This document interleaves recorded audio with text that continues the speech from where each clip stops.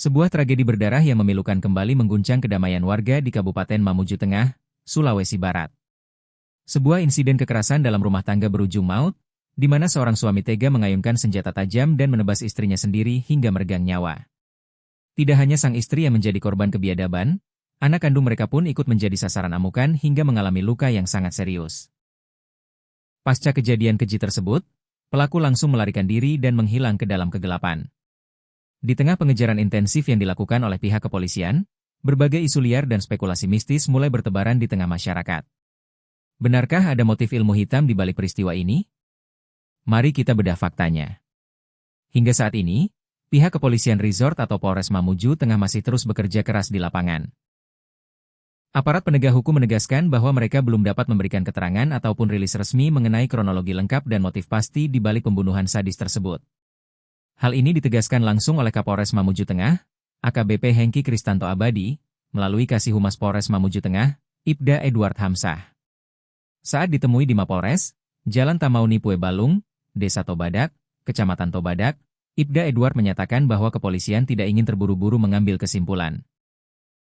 Pihak Polres Mamuju Tengah belum bisa menyimpulkan atau menyampaikan apa yang melatar belakangi aksi keji tersebut karena sang pelaku utama hingga kini belum berhasil ditangkap.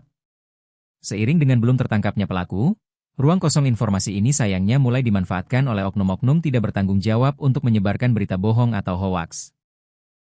Di media sosial dan perbincangan warga, sempat ramai diberitakan bahwa pelaku tega menghabisi nyawa istrinya karena mengalami gangguan jiwa akibat mendalami ilmu hitam. Menanggapi pemberitaan dan rumor yang meresahkan tersebut, Kasih Humas Ibda Edward Hamsah dengan tegas meluruskan informasi itu. Pihak kepolisian menyatakan dengan tegas bahwa narasi mengenai gangguan jiwa akibat ilmu hitam adalah tidak benar alias hoaks. Polisi meminta dengan sangat agar masyarakat tidak membangun asumsi-asumsi liar yang tidak berdasar.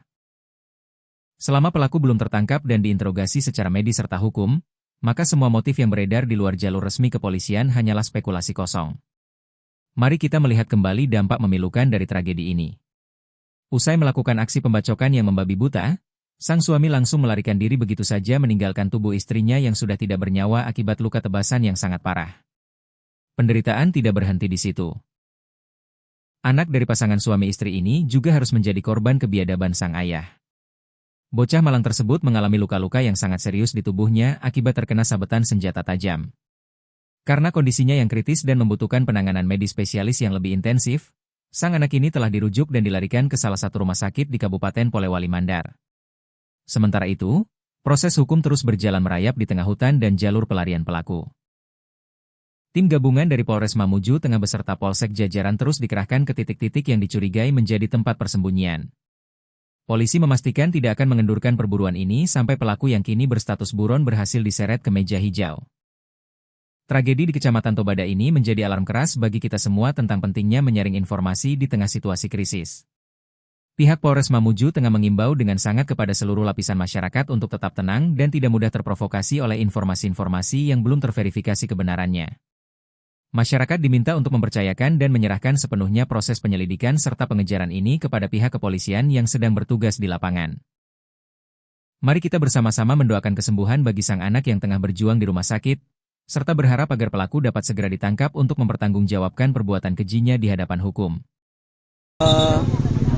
Hari ini, tepatnya subuh, menurut informasi yang kami himpun di TKP, bahwa telah terjadi insiden dugaan pembunuhan oleh suami hingga meninggal dunia